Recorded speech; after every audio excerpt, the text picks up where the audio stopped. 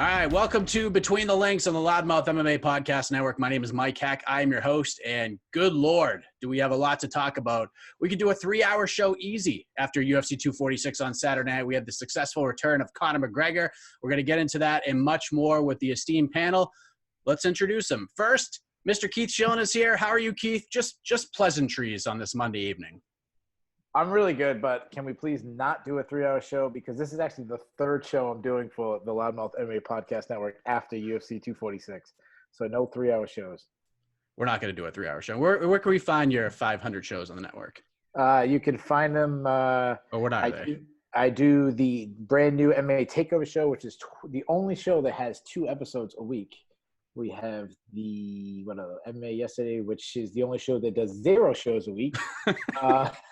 I do the UFC recap show. I had the great Davidson Baker fill in for John Franklin this week, and then obviously I do this show. And then you can read my writings over at Cageside Press and Sure Dog. Mr. Craig Allen is here pulling double duty once again, which we appreciate very much. This man is all over the place these days. How are you, Craig? How are the YouTube comments heading into 246? All right, Mike. I'm glad you asked. I actually want to get into it. So the YouTube comments were mainly positive, actually. It was the biggest weekend in Fight Night Picks history, which was awesome. But a couple of takeaways.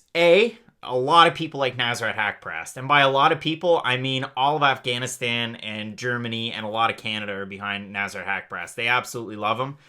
B, a lot of people dislike Macy Barber. And they will let you know, and they will fight tooth and nail to let you know that they dislike Macy Barber. So that's kind of the feel. Listen, I'm just looking forward to this week. A lot of combat sports coming up. I'm looking in the rear view a little bit. I've got the Red Sox Players Weekend jersey. I've got a baseball bat mug, Mike. Listen, cheating won't be tolerated on this show. It might be by the Red Sox, but it will not be on this show. I appreciate that. Mr. Davidson Baker is here. He has a lot to be excited about these days because the 49ers are in the Super Bowl. How's it going, man? Feels great, especially last few years. Been a little bit of a struggle. It can't be a New England Patriots fan everywhere you go, and have just success kind of creep up your back every single year. However, it is good to be here. It's definitely good to be waving the flag of the San Francisco nation at this point. But at the end of the day, not everybody can be a Conor McGregor. Sometimes you gotta fill the roles of the Cowboy Cerrone, like the Green Bay Packers did this weekend. There you go. Very humble in victory, Mr. Davidson Baker. And joining the panel this week, you've seen this guy covering events for a long time. And I believe, and correct me if I'm wrong, I think you covered every single Contender Series event last summer. Mr. Rodney James Edgar, thanks for joining us, Rodney. How are you, and where can we find your great work, sir?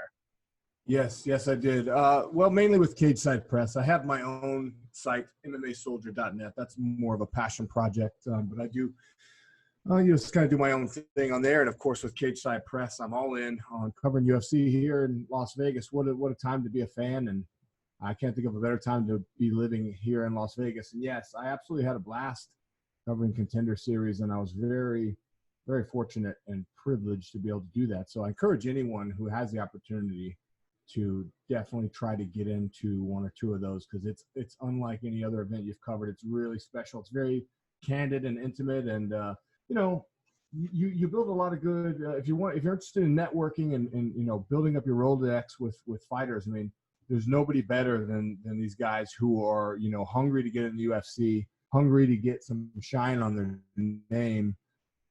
You don't necessarily have to go to a manager and get a runaround if you want to get an interview or get to know these guys. So it's really been a game changer. I agree with that. I don't know why I went on a ramble about that, but yeah, you brought it up, and I love it so much. So I'm always I love what they're doing with it. I love the way they're cultivating talent. I love the way that they're taking those guys and then putting them against veterans who are maybe have seen better days, and kind of letting those veterans go like, hey, you're fighting for your job, basically, because we got these young guys, these young lions, and we're looking to basically pick you guys off. And so yeah, we saw a little bit of that this weekend. Some of it didn't go according to plan. But there's other ones coming up, and man, it just changes the whole dynamic. Sort of like I said, right now it's just I look at this schedule for the rest of the year, and man, I'm just so excited to be here right now.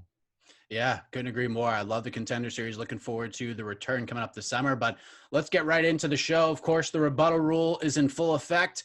Surprise, surprise, everybody. We're going to kick things off with Conor McGregor. He is back. and he delivered in a big way on Saturday night against Donald Cerrone. The anticipation for the fight was rampant. We were all intrigued and excited to see how this new Conor would look with all the pressure, the out-of-the-cage stuff, all of it heading into the fight. And 40 seconds after Herb Dean got it all started, it was over, and Conor gets his first win since he beat Eddie Alvarez at UFC 205. So, Davidson, you won the blind draw. We begin with you tonight. If you could provide one word to describe Conor McGregor and his performance and what he did on Saturday night, what word would you use? And explain yourself, young man.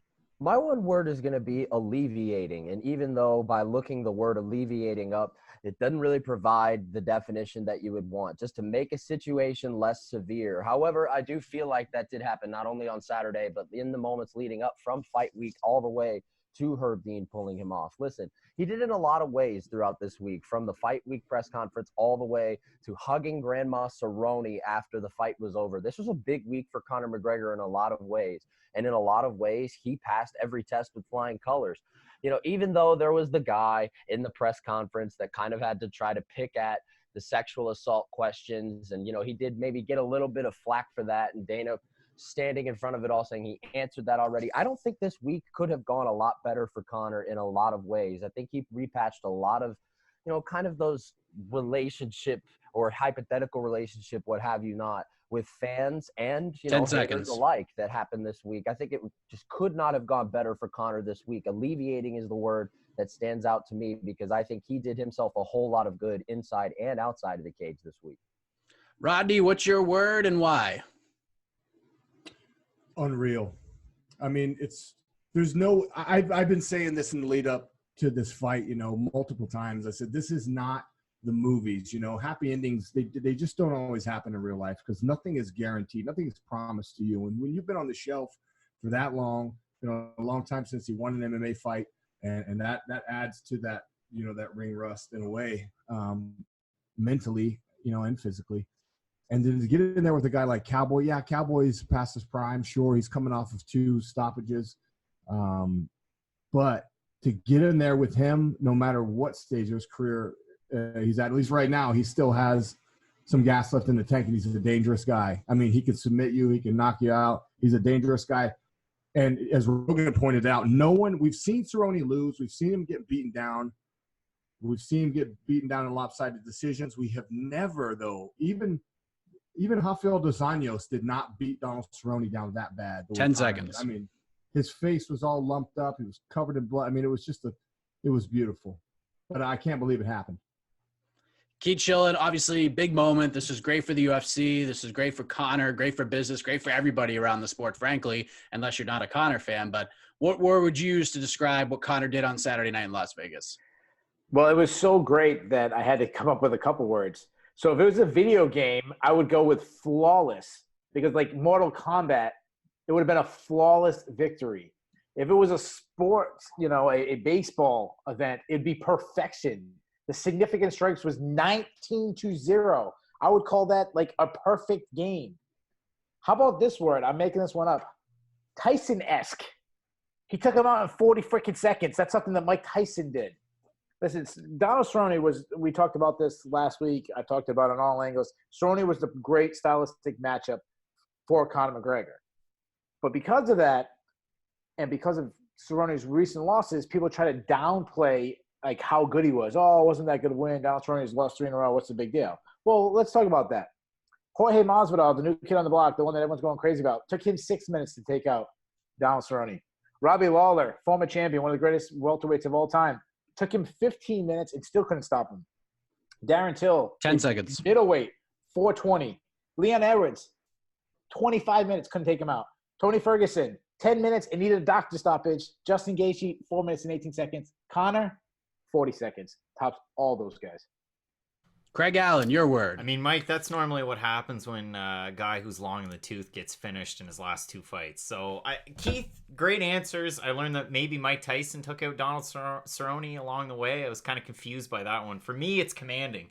I was very worried during this training camp for Conor McGregor. He said that him and his coaches both said that he was the one that was going to set up camp. He was going to figure out what needed to be done. He was going to set up the drills. He was going to figure out what he needed to get ready for this fight. They brought it over to the Performance Institute earlier than I had expected. He had a lot of training partners there. He actually had Owen Roddy and John Kavanagh kind of marry back together and get him ready for this camp. And he looked absolutely phenomenal in the fight against Cerrone. And it was commanding because of all the points that Keith brought up. The fact that, it was 19 strikes to nothing. The fact that he finished him in the first minute. He looked so overwhelming and dominant. He used different techniques that maybe we haven't seen him use. He used that classic boxing shoulder shrug to kind of soften him up a little bit before he threw that kick. So for me, it was a commanding performance. Not only the week leading up, but the months leading up. The fact that he led that training camp. He abstained, so it seemed, from alcohol beforehand during the fight week. There were a lot of good things from Conor this past week, and you can kind of put them all under the umbrella of it being a commanding performance. I like that round. We had 4 different words. Actually, with Keith, we had like 7 or 8 different words. But at the end, Davidson Baker is going to kick things off with the first 10 points of the night as we move on to our next question. Because obviously with Conor coming back, there's going to be a lot of discussion about Conor in the fight. And as you know, with fights like these and the significance behind them, it leads to these what's next kind of questions. People have been talking about it all the time. Conor was asked by Joe Rogan. It seemed like he was trying to plug his whiskey and move on and get to celebrating, but Joe pushed it a little bit more, and Conor sort of left it up the air, said anyone can get it, even the guy at the desk. Like, he just called out everybody. And Dana White, of course, he wants the Khabib rematch. He wants it in a stadium. He's 1,000% confident that that's the fight to make. So I want to get my take on this before I let you guys get into it. You got Khabib fighting Tony Ferguson in April. If Khabib wins, and that's a big if with the surge that Tony Ferguson's been on, we're probably not going to see Khabib again until like September, October, because we have Ramadan beginning not long after the fight in Brooklyn, and Khabib doesn't even train during that time. He's not typically a guy who takes quick notice fights. He likes long training camps and long builds, and Conor wants to stay active. So to me, the question is, would it be smart for the UFC for Conor to wait that long? But the question we're going to ask on the show to the panel here, and we're going to start with you, Rodney, with all of those things in play, with Conor saying he wants to stay active, Dana wants the Khabib fight, what should be next for Conor McGregor coming out of Saturday night's win over Donald Cerrone? Give me George Masvidal and Conor McGregor for the BMF title. I know that was supposed to be a one-off, but let's be honest. People love that thing. It's garnered a lot of attention and excitement around it. I think it would be a lot of fun. I think it makes sense. I don't think George Masvidal fighting for the title right now makes sense, especially since, Usman is supposedly injured. So that just leaves him on the shelf, and Conor is adamant that he wants to fight before the summer, and he wants to fight at least 3 times this year. So yeah, as you said, Khabib, I just think it's unrealistic. I feel like, and I know Dana White loves when we tell him how to run his business, but I think he feels like because they made so much money the first time they fought that they're just going to kind of go to the well again and repeat that. But I think you can surpass that, honestly. And this week was a perfect indication. Look at the crossover audience. It was almost like you didn't need a whole bunch of hype behind this. You didn't need Conor talking all kinds of trash and having this conflict with an opponent. I mean, Tom Brady was there, for Christ's sake. You had Academy Award-winning actors. I mean, this is a big deal. There were mainstream people who don't honestly really give a crap about MMA, and they were there because of Conor. Conor's the A side. It does not matter who he's fighting. I think Masvidal for the BMF title is the way to go. Definitely not boxing, and definitely not Khabib. Keith, Conor McGregor said it a few years ago, having options in fighting is everything. And he's got a lot of them now. Which options should he pursue? What's best for business here, outside of the Khabib one? Or is it Khabib in your mind? Well, we asked a question last week. Does the UFC need Conor McGregor to win? That was a question we asked. And look what happens when he does win. Everyone's happy. Like Rodney said, Tom Brady was there. The biggest star in football is in the attendance. The biggest star in basketball, LeBron James, was tweeting about it, congratulating him. So, yeah, everyone's happy right now. But why ruin that and put him against a matchup that he may lose in Jorge Masvidal? Khabib is an absolute terrible idea. Stylistic terrible. Waiting forever is a terrible idea. Like I said, Masvidal's a tough matchup. Plus, Masvidal's a big star right now. If you put Masvidal against Usman, that fight sells. And then whoever you put Conor fight sells. So you get 2 big fights instead of having only 1 big fight by having them face each other. The fight I would do is the Nate Diaz trilogy. First of all, you need to finish the trilogy. Conor's going to win that fight. So now he has that one up on it, having the trilogy. And then just look at Diaz's performance, really. He's declining. He's in the perfect situation for Conor to not only beat him, but to smash him. Jorge Masvidal looked 10 seconds. lightning fast against Diaz. Is Jorge Masvidal like that? Yes. But was Diaz being extremely so? Yes. And being that there's so many options for Conor, and the more wins he gets, the closer he gets to title fights, the chances of fighting Diaz starts to decrease. You actually might miss out on the trilogy if you don't do it now. The fight to make is Nate Diaz. Craig, there's a lot to consider here, and the beauty of this sport is that we can ask a question one week and then come back after the fight ends. We can ask it all over again because, by all accounts, we were wondering, we talked about it on many of the different shows on this network, how successful would this event be? Would the lack of depth for the casual fan, can Conor carry a card like that? And from all indications, even Dave Meltzer was on his show today, the Wrestling Observer newsletter show, and said that the trends that he saw, with this new pay-per-view model, it looks like the pay-per-view did what would equate to 2 million buys in the old model. So huge success across the board. People were into it. How do we build on that success moving forward? What should be next for Conor McGregor, knowing all of that? I mean, I think a Diaz trilogy, you can certainly sell it. It's just tough the way that Diaz has been trending, especially after the Masvidal loss. I know a lot of people want the Masvidal fight, and I would put myself in that camp too. I think Keith brings up a really good point. Why would you snuff 2 big pay-per-views, to just create one? And are you really going to top the numbers that you just got out of the Cerrone pay-per-view, especially like you said with the old numbers? Who knows? I mean, I predicted that it would get less than 500,000 buys. Now, was that a made-for-TV moment? Yeah, it probably was. But, I mean, realistically, you had to assume that it was going to do good numbers. Now, if I was looking to set something up, you had somehow it seemed like an odd angle near the end, but you had Budweiser versus Proper 12. Why not have Mezcal Tequila versus Proper 12? Why not sell whiskey against tequila? Why not get crazy? There's so many different things that you can do there. You get 2 of the biggest stars of the sport that have longevity. They're in the news right now. It's an easy sell. Why not go with that? You could sell it International Fight Week. You could sell it before then. If Usman is really hurt, like we assume that he is, he definitely was hurting on Twitter over the weekend. So why not make that fight? Why not make Masvidal and Conor McGregor? Davidson Baker, your thoughts? I know you said last week you're very adamant about the Nate fight, or 2 weeks ago we talked about this. You still with that after everything you heard, the success and how Conor performed on Saturday? Well, I mean, those that have shared the space with me on this show, followed me on Twitter, spoken to me in any capacity whatsoever, should know at this point that I've been advocating for the Nate Diaz trilogy for, long before now. It's something that I feel like has made more than enough sense for such a long time now. However, I'm kind of siding towards it being Masvidal at this point. Like Craig made a really good point.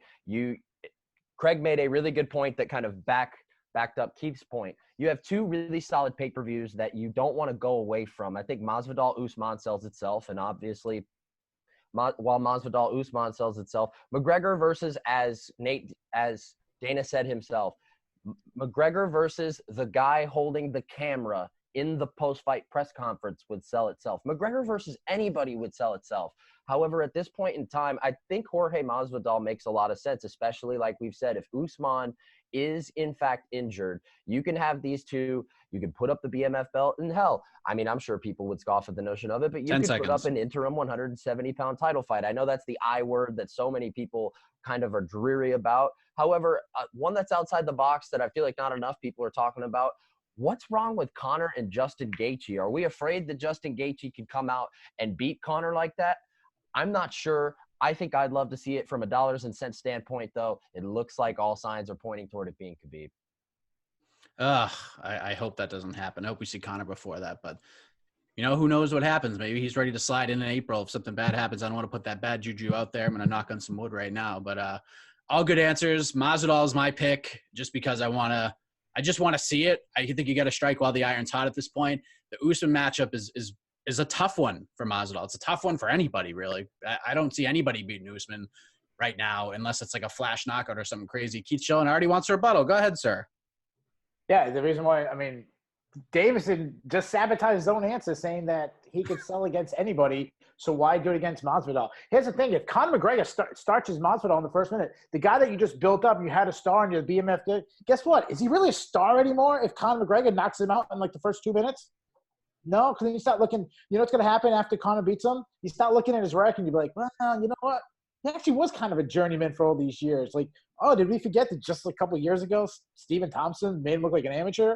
Like, that's what's going to happen. Like, oh, you mean he beat Ben Askren, who had one win in the UFC against Robbie Lawler that was controversial. He beat an aging Nate Diaz. He beat what's the run he's on? Darren Till that was lost 2 in a row. Like you can start picking about it. Now, of course, the counter to that is, well, you just did Nate Diaz as an agent. That's cool, but the casual fans don't know that. The casual fans still think Nate Diaz is a star. And you know what? As big as Jorge Masvidal is, people were still talking about Nate Diaz more. People were surprised that Nate Diaz lost to this guy. People were saying, oh, who is this Jorge guy? People were calling him George, and they didn't even know his name's Jorge and all this stuff. The problem is you have one chance for Jorge Masvidal and to be a star right now. That you could have that one fight, and if he loses, it's over. But what if he goes against Usman, and what if he wins? Now how big is the fight? And Conor gets the win against Nate Diaz. And now Conor's on the 2-fight winning streak. And and imagine if Conor starches Nate Diaz, which I think would happen being the way Nate Diaz is declining. Now we said, people go, wow, this is the guy that last time we saw him fight 170, it was a back-and-forth war. And now Conor just smashed him. Conor's better than ever. And now you set up the fight against Jorge, or you set up the fight against Usman. Like this, to me, putting Conor in against a matchup against Masvidal, if Masvidal could win, and then you ruin the biggest star you have instead of getting him easy wins. Like right now, you can get him easy wins that still will make humongous money. To me, it makes no sense to do the Jorge Masvidal fight. Is it Davidson? Is it Craig? What's going on here? I can let you start, Davidson, but I have some thoughts. I don't really have any extra thoughts. Okay, that's fair. All right, here we go. Okay, so Keith, the point that you made, casual fans could say the same thing about Donald Cerrone. If you look at, the last 2 fights before he fought Conor, well, how was the UFC selling it? They were selling it most wins, most finishes. He's a cowboy. He's a badass. Okay, so he loses. He's still a badass. All the casual fans know that. All the hardcore fans know that. When I went into work today, everybody in the office asked me about the Conor McGregor win and what did I think of it and this and that. But they said, oh, the guy that he just fought, he was pretty good, wasn't he? I mean, yeah, the broadcast sold it that way. Everybody's going to believe that. Same thing if Masvidal loses, big deal. He's still right up there at the top of 170. It doesn't really matter all that much. He's still going to have all that star power behind him. I don't like the argument in that respect. All right. Good answers all around. I'm liking where the show's. Oh God, here we go. Is he that? You said he's up there. Like, where is he right now in the UFC rankings? Like, is he even that high? Keith, that's the dumbest question I've ever been asked in my entire life. You want to ask UFC rankings? Are you kidding me? Because you just said he's up there in the rankings. You said that. He is up there in the rankings. Where is he? He's at number 3. Number 5 at lightweight, and he's not ranked at welterweight. Rankings come out tomorrow. What? No, I'm talking about where's Masvidal in the ranking? Masvidal's 3 at welterweight, and Cerrone's at 5. All right, so I mean, I don't know if they're up there in the rank. Like 3, he's behind. Are you kidding Colby me? Covington. He's behind. Well, who is he behind? I don't have it in front of me. Is he behind Woodley? Is he behind Covington? Correct. Yeah. Okay, so he's really 4th because you figure Usman would be number 1, and then you have Woodley and Covington. So really, he's the 4th best guy in the division if you go by the rankings. So I put Leon Edwards ahead of him too. I would too, and I think Leon Edwards would beat Jorge Masvidal. But yeah, I don't know if that's up there in the rankings. All right, fair enough. Rodney's going to get the 10 points here, although I like the arguments on both. There we go. We're going to move ahead because last week we talked about what would happen if Donald Cerrone won. Where would he go? Because that wasn't being discussed now. Now that the fight is come and gone and it's over, let's talk about Donald Cerrone's future with the loss. He's lost 3 straight. He was finishing all 3, but he still wants to keep going. He still wants to fight. So Keith Schillen, clearly not the result Cowboy wanted on Saturday night, especially with how quickly and overwhelming that fight was for Cowboy. But if you're the UFC, if you're Donald Cerrone, where does he go after Saturday night? Well, I mean, you said it. He's lost 3 in a row, but he's still a fairly big name. Obviously, his name is bigger than it ever was against fighting Conor McGregor. And obviously, he's a record. He's got all the records, so he's got to be in. You're not just going to throw him against a B-level fighter. So I'd put him against Anthony Pettis, a guy that also has a big name, also had former champion. Makes sense. They fight similar. They're both well-rounded. They both have a great sub game. They both throw a lot of kicks. And you asked Zach Werbs, where should he go next? Well, I'll tell you. I'll give you the exact location where he should go next. They should fight in the co-main event. And wait for it. UFC Greensboro is where they should fight. And if you don't agree with me and you think that's a dumb decision, at least I didn't post a video calling something a 5-minute prediction and then do 13 minutes on it. Craig, where does Donald Cerrone go from here? Who should he fight? I mean, the people absolutely ate it up, so I don't give a shit if it was 5 minutes or 13 minutes or 20 minutes. They still loved it. Who should he fight? All right, so Keith made an argument for Conor McGregor to fight this man. I'm going to make the argument for Donald Cerrone to fight him. It's Nate Diaz. Go all the way back to UFC 141 when they met. You had Lesnar take on Overeem in Overeem's UFC debut. Listen, co-main event, Cerrone was almost a -300 favorite, and it was one of the best lightweight fights of all time, and it was the fight of the night on that card, which featured plenty of good fights. So if I'm looking at UFC 141, yeah, it was a long time ago. It was, December of 2011, but that's a fight that can definitely sell. You've got two badasses, one from California, one that's training out in New Mexico. You've already got that build-up and that built-in story from both of these guys having fights with Conor McGregor, and while it didn't go well for really either guy in the last two, it's an easy sell. It's something that you can put as the main event or co-main event of UFC Greensboro if you want. You can cart these guys out there in Rio Rancho, throw them into small town USA, wherever, and people are going to tune in. So I think the fight to make is a Nate Diaz fight, personally. Davidson, people still love Cowboy Cerrone, and I'm not even going to address the fixed fight nonsense, but Cerrone still wants to keep fighting. He still has that fire in his belly. What should be next? I just want to say, too, if you think Cowboy took a dive, turn off your stereo right now. Go find something else to be an advocate of. And let me go ahead and take you to a magical place surrounding the Piedmont Triad of the metropolitan region. And it is Greensboro, of all places. Thank God for Keith Schillen for pointing that out. And it does alarm me a little bit that my answer is going to be so eerily similar to him. However, whether it is in the great city of Greensboro or not, I do think an Anthony Pettis rematch does make a whole lot of sense. Both guys are really well-rounded. And, Paul Felder touched on it during the broadcast, something that I think a lot of us know by now. Anthony Pettis is a lot more well-rounded than people give him credit for. This rematch was slated for at least, a couple of days. It was reported to take place at last January in Brooklyn on that ESPN Plus card. Whether that was just all smoke or whether it actually was on the table, that's neither here nor there. But both guys have seen better days in their careers. They're both coming off forgettable stretches. And these are a couple of guys that, I'm sure wouldn't mind getting in the octagon again. 10 seconds. A couple of guys that are, all action fighters. You could keep it on the feet or have a really interesting grappling match between the two. I think this fight makes a lot more sense than maybe some people would give it credit for. That fight was actually supposed to happen on Saturday if they couldn't get Conor back. That's what Anthony Pettis told the media anyways. Rodney, what do you think? What's next for Cerrone after that fight on Saturday night? Well, right after the fight, the first thing I thought was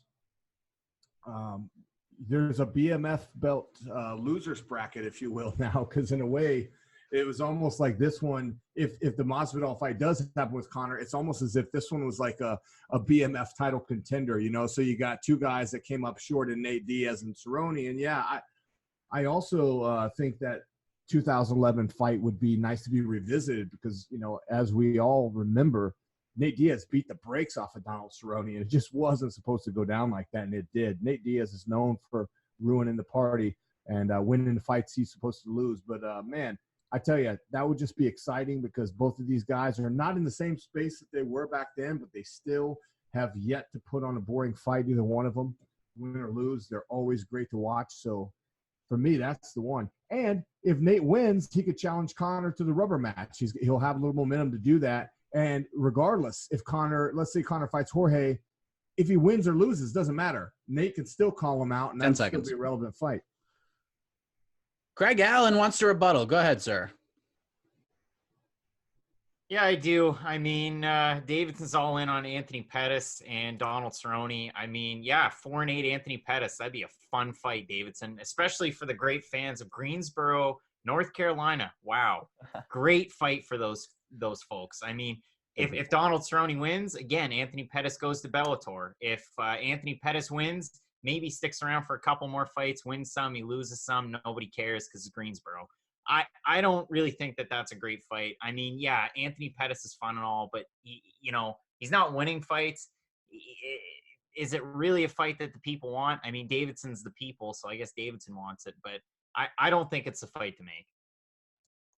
I would say that Cowboy's kind of been on the same stretch. Yeah, he's fought the who's who, and Tony Ferguson, Justin Gaethje, and Conor McGregor being that, recent stretch of turmoil. I guess, these are three of the top names at lightweight. You could kind of hang your hat on that. But at the end of the day, these two guys have an eerily similar trajectory at the moment. Maybe not from a stardom standpoint, given that Cowboy's name was associated next to Conor's that whole time, but they're both on forgettable stretches right now. That's more so that I think that makes sense than anything else. Yeah, so I got to jump in because he attacked my argument too. He just was too scared to say my name. So I got no issue with if you want to put Nate Diaz in against Donald Cerrone. What I hate is, like, if we're being serious about the location, about a fight night. Like, if you're Nate Diaz, you're one of the biggest stars. I mean, if we were ranking stars in the sport, Nate Diaz is in the top 5, maybe top 3. Like, he's a bigger name than Jorge Masvidal. I don't care what anybody says. If you know who Jorge Masvidal is, you know who Nate Diaz is. Nate Diaz is a bigger star. He was the A side of UFC 244. At UFC 241, when he fought Anthony Pettis, the ticker on SportsCenter started with Nate Diaz, not the legendary Daniel Cormier and Stipe Miocic battling for the heavyweight title. It was Nate Diaz. His result came first. And you said something about, like, casual fans still know Donald Cerrone's tough. Like, I don't know which casual fans you're talking about. Every casual fan I talk to, all they're talking about is Conor McGregor. They're not talking about how great Donald Cerrone is. If anything, Stephen A. Smith is a casual fan. What is he saying? He's trashing the shit out of Donald Cerrone. One of the worst, and as much as people, he shouldn't be breaking out technical stuff, but what he's saying is true. His performance was atrocious. And my biggest beef is that Craig goes, oh, that's a good fight. Anthony Pettis, 4-8 over his last 12 or something like that. Well, that's cool. If your pick wasn't Nate Diaz, who's 4-5 over his last 9, that'd be a good argument. Last time I checked, 4-8 was better than 4-5. And the other thing, there are a lot of people. Wait, hold on. Stop. Sorry, 4-5 is better than 4-8. Yeah. But let me ask you this question. Not talking money, not talking name, not talking fame. Who had a better career? Nate Diaz or former UFC lightweight champion of the world, Anthony Pettis? I mean, Nate Diaz was at the top of some pretty Let me say that again. pay-per-views. Let me say it again. Nate Diaz, who won Ultimate Fighter Season 4, or former UFC lightweight champion Anthony Pettis? Keith? Nate Diaz, who probably the highest he ever got rated was 5th or 6th in the rankings. Keith? Or former UFC lightweight champion Anthony Pettis? I'm going to leave this here, Keith, and this is the last thing I'm going to say. This is 2020 in MMA, where you can lose 2 fights in a row and fight for a title, and there's 2 people doing that in 2020. None of this matters. So then Anthony Pettis' record doesn't matter. No. You know what? None of it matters. Who knows? I think Pettis is the fight to make, too, because I think both of those guys are in a position where I don't think they want to be fighting the Diego Fajedas of the world. I think they just want fun fights at this point. I think that's kind of where they're at in both of their careers. I think Pettis and Cerrone, a rematch would be a fun fight. I don't see Cerrone or Pettis fighting any up-and-comer. I don't want to see Cerrone fight Jeff Neal or anybody like that. I don't want to see that. I want fun fights, fun, entertaining fights. Let's go out and do those kinds of things. So with that, Keith's going to get the 10 points as we continue on with UFC 246 because it was a very fun card. We had 5 performance bonuses. A lot of guys, a lot of gals delivered in some big spots, but we're not looking for a list of great showings, Keith show. We're looking for that one that stuck out to you. So we're going to start with Craig Allen here. It's just more of a preface for Keith. Craig, outside of, outside of the main event, outside of Conor McGregor, outside of the main event and all that stuff, we know what happened there. Who stole the show on Saturday night? I'm going to go with a fight that Keith Schillen had picked as a 29-27 victory. This is a fight that many people believed was a fight of the night. It was at flyweight. We've seen the resurgence of the flyweight division, Askar Askarov and Tim Elliott. I mean, it was a great fight. I really slept on Tim Elliott. I thought, yeah, this guy fought for a title back in 2016 off a win on the Ultimate Fighter against Demetrius Johnson. He looked good there. He's good in the scrambles. He can really counter what Askar Askarov is good at. But we saw why Askar Askarov is good. We saw why there's all these people out there today saying, oh, you know, the talent from former ACB, now ACA, like Zabit, like Askarov, like Piotr Yan, why they're having such success, because they're so well-rounded. We saw it from Askarov. He has power in his hands. He's good in the scrambles. He's good with you know, his grappling in general. And what a show those guys put on. I mean, like I said, as far as the scoring was concerned over on MMA decisions, there were a few 30-26s, a few 30-27s, and multiple 29-27s. And, you know, it was just a great fight overall. Both guys really brought it on. I think 125 is in a great spot in 2020, and I'm looking forward to more and more fights from guys like this this year. Davidson, who stole the show outside of Conor McGregor for you at UFC 246? Can we go ahead and default to the fact that I'm not going to get the 10 points for this answer, just because, I mean, how can you say anybody stole the show? I mean, Macy Barber tried to steal the show and tried to make sure that she got off at the end, that it was Roxanne's time to shine, let alone the fact that she was grabbing the microphone. I mean, get out of here with that. But regardless, I don't really have an answer here. I don't think anybody stole the show. I think people tried to. I think the Versace robe and all of Jorge Masvidal making his darndest attempt to, and he looked like he may have, you know, had maybe shed a tear when Conor did not say his name and mentioned Paul Felder of all people. Hey man, Paul Felder could have stolen the show without anybody even trying to. Look, I have to admit my losses here. I don't have a good enough answer here. I don't think that there was someone that could have stolen the show. And maybe it was because of the fact, as I alluded to last week, this card was built in a manner as they've built past Conor McGregor cards. It wasn't very star-studded. It wasn't very deep. You could make an argument that if you flip the 4 fights leading up to the Conor fight with 4 of the fights leading up to Dos Santos and Blades, it would be interchangeable going into next week. I mean, it's of the same stature. I just don't really know how I can answer this question here. And I'm fully relinquishing my ability to acquire the 10 points in this situation as a result, because I don't think anybody stole the show, and rightfully so. All right, Rodney, we had some good performances, and what happens when you have a Conor McGregor at the top of the bill is that you get a lot of eyeballs on some of the other up-and-coming talent. I thought the card, you know, was more of a hardcore fans card, but I thought it was a good casual fan card too, because we got to introduce some new fighters to these casual fans. Did anyone stick out to you outside of what Conor did on Saturday night that stuck out to you?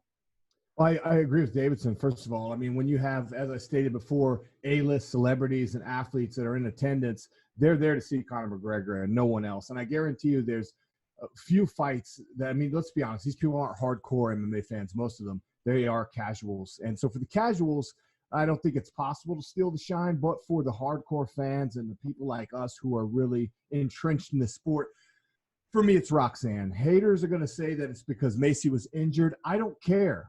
That's part of the game. If let's say that the Kansas City Chiefs beat the 49ers in the Super Bowl, and let's hope they do, but let's say they do so because they get turnovers. Let's say they get 3 interceptions, 2 of them are a pick 6, and then San Francisco fumbles the ball twice and their quarterback gets injured. Nobody's going to be saying, well, they only won because those things happened. They're going to say they won the freaking Super Bowl. Roxanne, I think, would have won either way. She came out there ferocious. She's looked better than she's ever looked. And her work with John Wood over the last few years has really, really shown the connection that they have. There's something special going on over at Syndicate. A lot of high-level fighters over there. A lot of fighters that keep getting better and better with each fight. Roxy's one of them. I bet on her, made a little bit of money because she's a plus 600 at Palms. So thank you for your money. Keith, who got it done in your eyes better than anybody at UFC 246 outside of course, Conor McGregor? Yeah, so of course Conor's going to get all the headlines. But I'm going to give you the ultimate out-of-the-box answer. So the day afterwards, when I talked to everybody, everyone wants to talk about Conor. But 2 of my friends actually asked about a fight other than Conor, and it was the last fight of the ESPN card leading in. And it was actually not Roxanne Modafferi they were talking about. They were talking about Macy Barber, even though she lost, fans were floored by her toughness. It was announced on national television that this little 125-pound girl tore her ACL. Instead of giving up, she fought for 2 rounds on a torn ACL. Think about it. A running back tears his ACL and you won't see him for a year. This girl is hopping on one foot on national television on the biggest card of the year, throwing punches with her other hand instead of quitting. And she's like, 21 years old? So, who had, the question was like, who stole the show? That's the only person that was talked about other than Conor McGregor was Mace. 10 seconds. If the question was who had the best performance, I'd go with Drew Dober. I mean, he was a big underdog too, and he put Nasrat Haqparast unconscious. But I got to go after Rodney because the only guy I haven't gone after yet. Real quick, he said no one would talk about and no one would make excuses if Kansas City beats San Francisco. But I want to flip his scenario. If San Francisco beats Kansas City, but Patrick Mahomes gets hurt in the first quarter, everybody's going to be saying that they only won because Patrick Mahomes got injured. So I appreciate his effort. He was wrong on that. Any response, Rodney? Well, I mean, I don't know if I agree with that. I mean, they're an inferior team. I mean, if you look at their record, the strength of schedule, and then, I mean, they've also been in some really bad situations that, that they were able to bounce back from, but, they were in situations that in deficits that San Francisco hasn't even been. I mean, San Francisco is just a team that ran the table this year. I mean, that's just all it is. And, I don't know. I think it'll take nothing short of a miracle. I think they're going to need some help from the referees and from the the NFL gods, if you will, on turnovers or intangibles, if you will. So I don't know. Hold on. Who is he saying Kansas City's going to need help? No, Kansas City is an inferior team. Period. Yeah, So I mean, so a guy who's at Vegas, lives in Vegas, they're the favorites, right? they're still an inferior team. That doesn't mean anything. The odds are always. I just want to let you know, and they have. I just cashed in on Roxanne being a plus 600 because I knew she was going to win. The odds makers are not. They don't always know what they're talking about. That's true, but they're an inferior team. Kansas City's. Donald Cerrone was also a big underdog. And how'd that work out? I bet on him. for that reason. Hey, listen, I don't like either team. I hope they both lose. I hope it's a tie and they both lose. But I don't know if I'd call it a historically great offense with probably the most talented quarterback I've ever seen. Talented, not the best, but talented. Won the MVP a year ago, 50 touchdowns. I don't know if I'd call that. They're great overall. Let's go, brother. They have the best quarterback in the league, the best tight end in the league, and the top 5 wide receiver. I don't know. Hey, good luck. Hey, George Kittle will have something to say about that, my friend. Yeah, that's cool. He could have something to say about it, but the stats don't lie. Travis Kelce has better stats than him. All right. Well, listen, I appreciate the candor. I appreciate the football talk. I hate Kansas City. Screw Kansas City. All right. This is an MMA show there, Keith Schilling. Well, there's good news and there's bad news. The bad news, unfortunately, is we have to say goodbye to the biggest star in the panel, Craig Allen. But the good news is you're going to hear him like all week long on this network. And he'll be sticking around. He'll be sticking around, doing some producing, and maybe we'll use him in the finals. Judge Craig Allen, is that a doable thing? Yeah, that's fair. I had a good answer for the next one, but that's fair. That's fair. You know what? Maybe we'll save that for off the cuff and give you a chance to give your answer there. So we move on to 3. We got Davidson, Rodney, and Keith. And we got 2 big events coming up on Saturday night. The UFC returns in Raleigh, North Carolina, headlined by Curtis Blades and Junior Dos Santos. And over on the West Coast in Inglewood, up to no good, California, we have Bellator 238, headlined by a featherweight title fight between Julia Budd and the debuting Chris Cyborg. Both cards have good storylines, pretty solid cards, matchups from top to bottom. Who's got the edge on paper heading into Saturday night, Davidson Baker? I'm going to go with Bellator, and it's not because that I'm going to be leading up this week with the other half of the Allen brothers talking about this card, or maybe talking to Mr. Keith Schilling afterwards about this card, but I am going to go with Bellator here. Do I think that they maybe could have put a debuting Sergio Pettis against someone a little bit more formidable than an Alfred Kazakian? Sure. Do I wish that maybe the blind draw for the featherweight tournament was a little bit different, to where we could have seen Darian Caldwell and Pitbull in this round rather than Darian Caldwell and Alan Borch? Sure. But Juan Archuleta and Henry Corrales is a great fight too. You got Raymond Daniels, who everybody's been waiting on kind of a backup performance from after what he did last summer.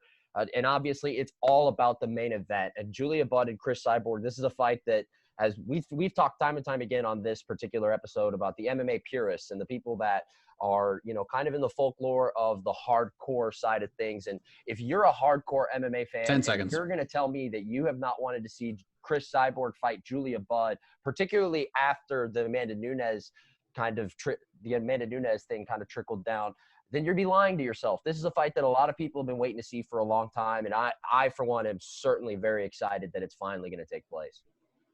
Rodney, what do you think? Is it Bellator or the UFC? Who's got the advantage on paper heading into Saturday night? I can't do it. I can't rate these on a dichotomous scale. That's like these are just two great cards, and if you for free, and if you were to ask me, I have two children. Okay, if you ask me which one I like better, I can't answer that. I mean, I like them both for different reasons, and the same thing with these cards. They're equally intriguing to me. They really are for different reasons. Yeah, I've been waiting to see and hoping that a matchup would materialize between Julia Budd and Cyborg in some alternate universe. But turns out we don't have to go into the Rick and Morty physics to make that happen. It's actually going to happen in this universe, but just in a different organization. So I love it, man. I love it. It's a great way to kick things off.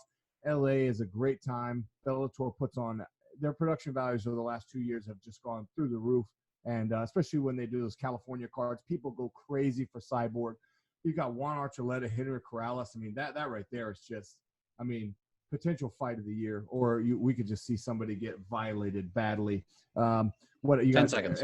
Anthony Pretty Boy Taylor is fighting on there. Aaron Pico, that's kind of buried because he's had some ups and downs, but it's always a great time with Pico fights. And of course, with that UFC fight. I'm interested to see what Tony Gravely does, actually, coming off of Contender Series. And then, of course, JDS Curtis Blades. You really can't go wrong there. Keith, what do you think? Who has the better card on paper heading into Saturday? Well, from top to bottom, I'd probably give it to the UFC, though it's close. But if we're just talking about back up to the UFC, there's a lot of good prospects. I like Arnold Allen, Montel Jackson, Nate Landwehr is a guy that's making his debut that I like. But if we're talking about main cards, it's Bellator. So if I have to choose, I got to pick between my children. I'm gonna go with Bellator. I mean, Chris Cyborg versus Julia Budd. I mean, you got the second and third best featherweights in the world fighting for a major title. Julia Budd's on an 11-fight win streak. She hasn't lost since last time she lost was to Ronda Rousey almost 9 years ago in Strikeforce. I mean, it's the better matchup than anything on the UFC card. I also love the Grand Prix. You got former world champion Darian Caldwell going against a undefeated fighter in Adam Borix. It's a guy who's knocking people out with flying knees. He just smashed Pat Curran. It's a fantastic, intriguing matchup. We already mentioned Juan Archuleta versus Corrales. That's a great fight. There's a lot of great, talented Pettis, Pico, Knight, Wilson, Agazon. 10 seconds. Curtis Millender. To me, it's just a regular UFC card compared to in my opinion, probably a pretty loaded Bellator card. So it's Bellator and it's not even that close. Well, I mean, it's kind of like picking your favorite kids here because I have to eliminate one of you guys, and I hate doing this. This is the worst part of the job. But moving on to the finals, we have Mr. Keith Schillen, and taking on Keith will be Mr. Davidson Baker. We have a hell of a matchup in the finals. Would have loved to have Rodney in the finals as well, but it was real close, and someone's got to go, unfortunately. And unfortunately, that is the great Rodney James Edgar. Rodney, you are the man. I appreciate you jumping on. Anything else you want to plug or get off your chest before we say goodbye? Nope, I'm good. Thank y'all for having me, man. I've heard a lot about the great work you guys are doing, and I love it, man. The pacing, the production, you guys are fantastic, man. Had a lot of fun. That Rodney, shirt thanks, is fantastic, by the way, I must say. Thank you. Yes, sir. You're the man, Rodney. We'll see you next time. We'll get you back on for sure. All right, brother. Thank you. There he is, Rodney James Edgar, MMAsoldier.net. Also, Cageside Press does a lot of great work. You'll definitely see him on the Contender Series covering those events. As we have a Davidson versus Keith finals. I think it just goes out of the window, buddy. Yeah. All right, thanks. Thanks, dude. All right, before we head to the finals, it's time to give you your weekly reminder to subscribe to the loaded Loudmouth MMA Podcast Network. Good Lord, there's just so much content. These plugs are going to be much shorter as we move on because there's so much to talk about. Of course, you got this show Between the Links. You also have the Not Safe for Work podcast with Kyle Steele and Frederick Kirby. There's the newest show, Off the Cuff, which will drop on Tuesday night with myself, Craig, Kyle, and Drake Riggs. We have it's a barbershop MMA talk show. It's really good. We have Keith's MMA Takeover show twice a week. I listened to the most recent one. Keith went from like Jim Nance to Chris Collinsworth between segments. He was like talking in a golf course on the opener to get everybody relaxed. And then he brings on Nolan King and the excitement shoots up to a whole new level. That's on twice a week. We got Early Stops with Craig and John Franklin. We have the UFC Breakdown show with Marcel and Max. I believe there's a Bellator Breakdown. Davidson talked about it with Davidson and Matt Allen jumping on as well. We got recap shows, all angles. We got MMA yesterday. This is just all craziness. No network in MMA is doing what this network is doing. They're just not. So subscribe. For the love of God, subscribe and get on board before the train just takes off miles and miles down the road. Apple Podcasts, SoundCloud, Stitcher, wherever you find your favorite podcasts. Also, subscribe to the Loudmouth MMA YouTube channel as well, where you'll find this show and a few others. So Mike, to pull back the curtain a little bit on that, I know exactly what you're talking about. That's because when I taped them in segments, and when I did it with Nolan, it was, I think like 6 o'clock in the afternoon. When I taped segment 1, it was at 1 o'clock in the morning and people were sleeping in my house. So I was kind of doing like a quieter tone. So it'll sound like I'm going from quiet to excited. It was just time of the day. The second segment was taped way before the first segment. So yeah, here's my quick impression of Keith's show. It was I did the same thing. If you go to the first episode, I did the same thing, and on the third segment, it got all quiet for the third segment. Here's my quick impression. It's like, Conor McGregor got a nice win, and he's got about 12 different options that he could have for his next fight. And in about 35 minutes, we'll talk about that. And coming up next, Nolan King. And then Nolan comes on. Oh, my God, the King is back, motherfuckers. Now the King of MMA media is here, Nolan King from MMA Junkie. And then it was so hilarious. I was dying laughing. I love how you over exaggerated my your accent. Yeah, we live in the same area. That's the funny thing. And I've never heard anybody give Mike a hard time on his accent, and I always get it. Oh yeah, it's crazy. Like people give it to me. Like when I worked at radio, I used to always get it. They would do my impression. It would be, "Oh, Mike Hack here, broadcasting from the studio." But let's get right into the finals here, because this is a topic that I feel needs to be discussed. Keith, 1 to 25. Let's do 13. Davidson. Gotta go 12. 8 is the number. So Davidson, receive or kick off? I'm gonna kick it off. I'm gonna defer. He's deferring. So here's what I want to talk about for this last question, because a lot has been discussed. A lot is being talked about heading out of UFC 246 on Saturday. And one of the big things that has come out is a video of Robbie Fox from Barstool Sports sitting on Media Row, filming himself during the McGregor-Cerrone fight, reacting to Conor winning. And he reacted, I guess the best description would be like, as if it was a young child being surprised on Christmas with the present he or she truly wanted, but didn't think they'd get. It was like hidden in a closet or behind a tree somewhere. Like that's the reaction that we saw. So there's been 2 reactions to this. One from the media side, this is outrageous. They're a great journalist banned or not getting credentials, but this guy can clearly break a guideline and a rule the UFC has put in place for media covering these events, showing bias, showing favoritism, and that stuff. Then there's the other side where it's Barstool Sports. Robbie's not a journalist. It's his gimmick. We shouldn't take it seriously. And I understand both sides of it. But the question is, Keith Schillen, we're starting with you here. Which side is right in your opinion? And what did you make of this video that has spread like wildfire? So do you want it in my Jim Nance voice or my Chris Berman voice? It means nothing to me. Dude, it's Robbie Fox. This is the guy that he did a video beforehand where he got turned into Conor McGregor, and they kept comparing the 2 lives, and he got like jumped on the street, and like they're just silly. It's Barstool, but people say like they shouldn't be there. They got 4.3 million followers on just Facebook. I didn't even look at their Twitter. Like, yeah, they should be there. They're fun. They're funny. Like, yeah, don't take them too seriously. Yeah, which great media member didn't get to go there? Like, I can name a couple names that are like negative, and they're like, I don't even know if they even like MMA. There's like a whole group. I don't want to say the website, but we all know which one I'm talking about. There's like 3 or 4 of them. Like, I unfollow them on Twitter. Like, I mute them, and they're the guys that like Conor McGregor would get a win over Donald Cerrone, and they'd be like, "Well, isn't that really good of a win? He beat a guy that he's lost 3 fights in a row, and then knocking him out in 30 seconds. That doesn't excuse the rape allegations, which, by the way, is allegations, not true. And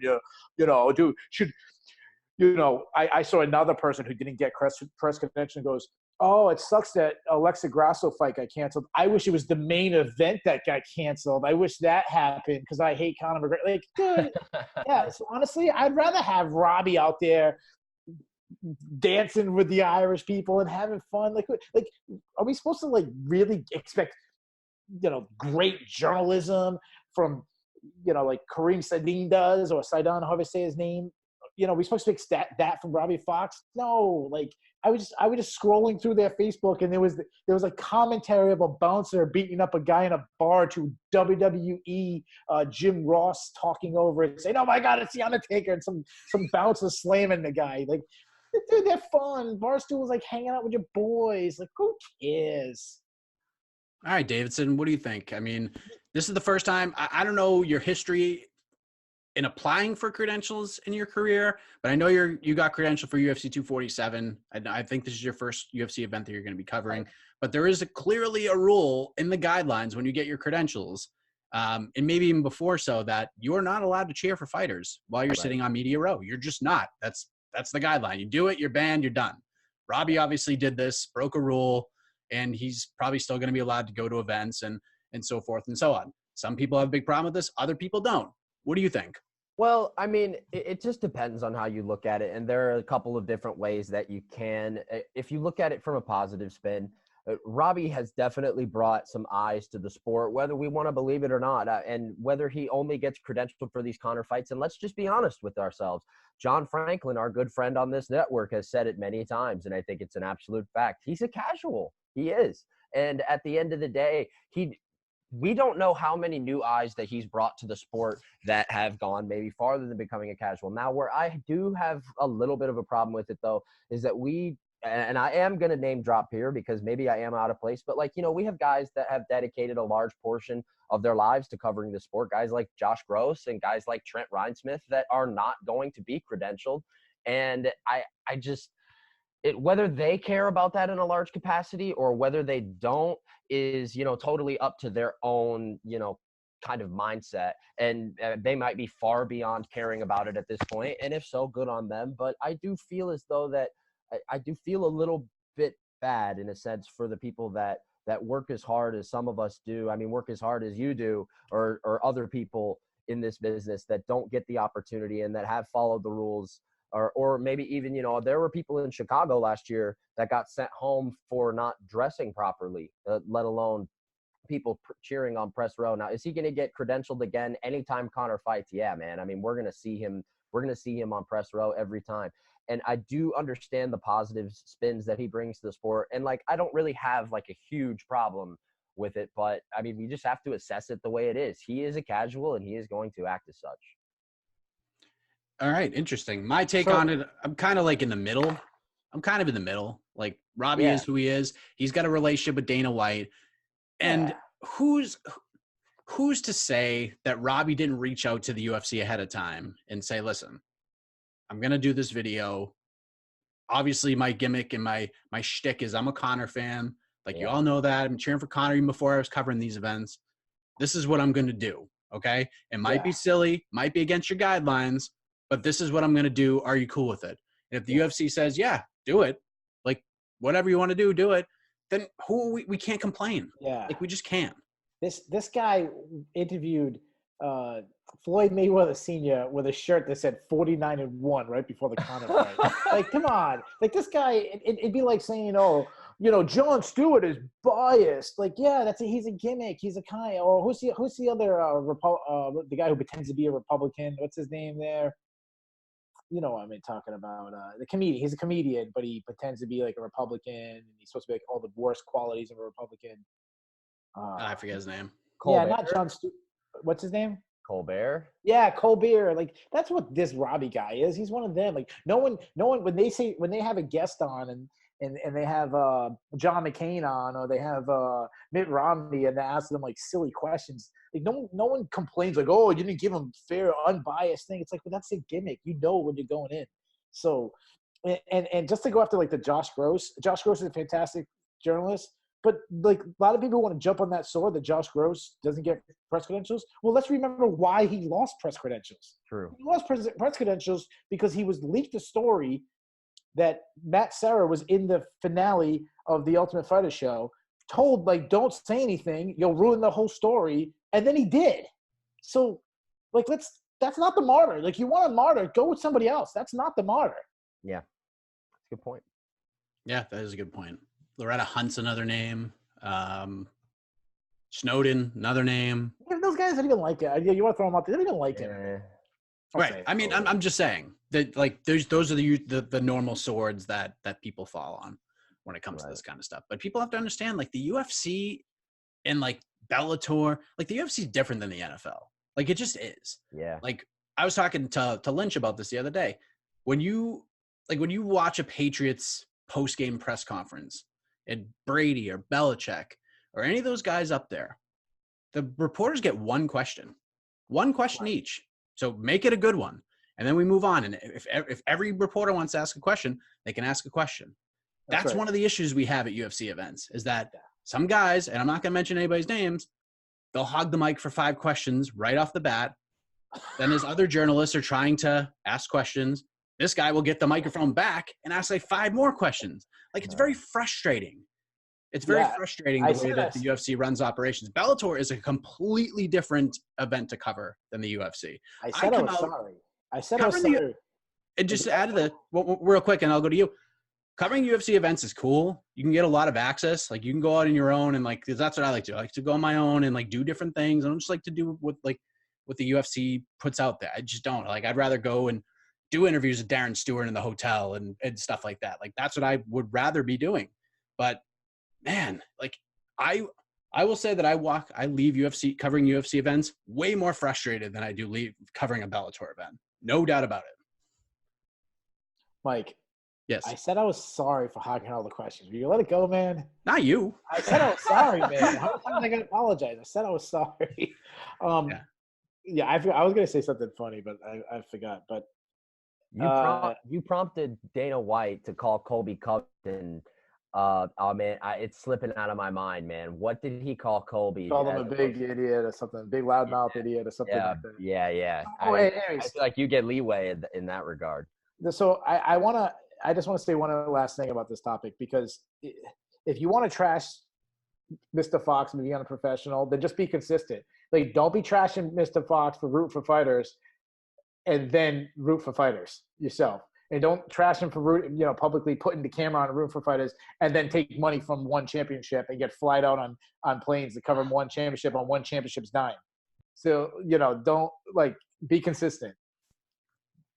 I would agree with that. I actually, to me, I thought 2019 overall for MMA media, I think I was happy to see guys like Lynch and guys like Nolan, guys like Nick Baldwin, guys like that, get Farah Hanoun, get full-time gigs. Damon Martin, that's a guy who's definitely deserved a full-time gig for a long time now. To see these guys get full-time jobs, very excited about that. So the growth and the direction we're heading, I think is a good thing. But I think overall in 2019, the year for MMA media, not great. Not great. Bad precedents were set. And I think we're seeing that again here in 2020. I think we need to do a better job. I do. As a whole, I think we need to do a better job. And it starts at the top, in my opinion. But here we are. Agreed.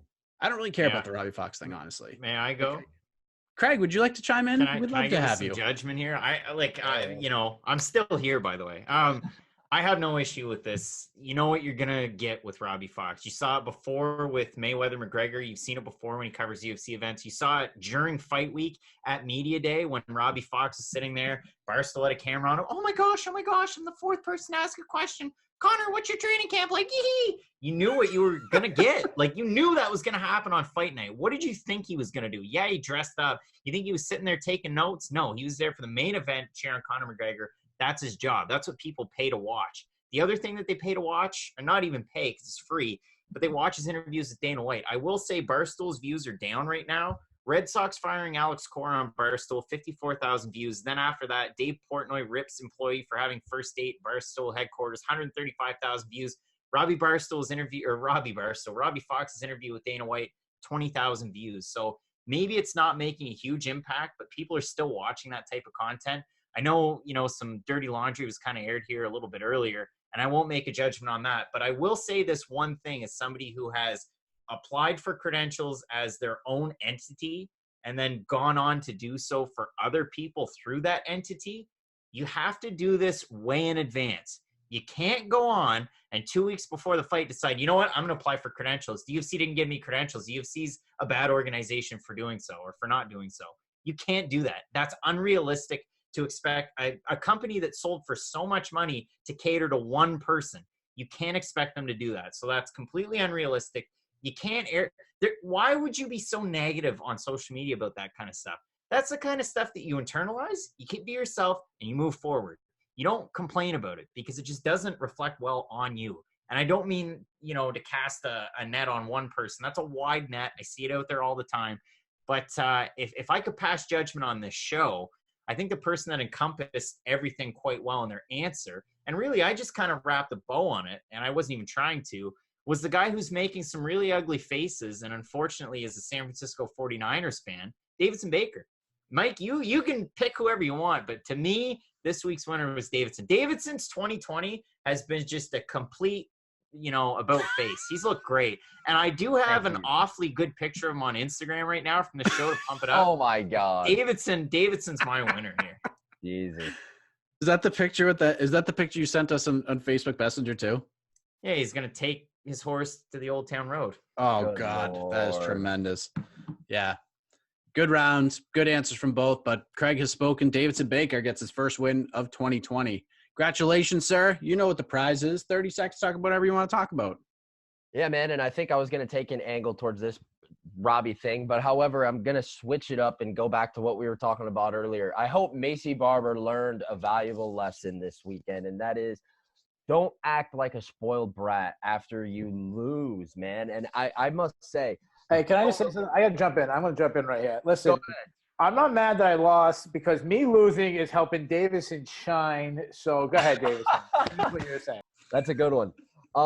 However, yeah, that comment really set me ablaze. It turned my skin red. It did not make me happy to see it. I've been a big proprietor, as Keith knows. He and I both have been singing the praises of Macy Barber for quite some time now as a future potential contender. I think we obviously learned a lot about her from a fight standpoint.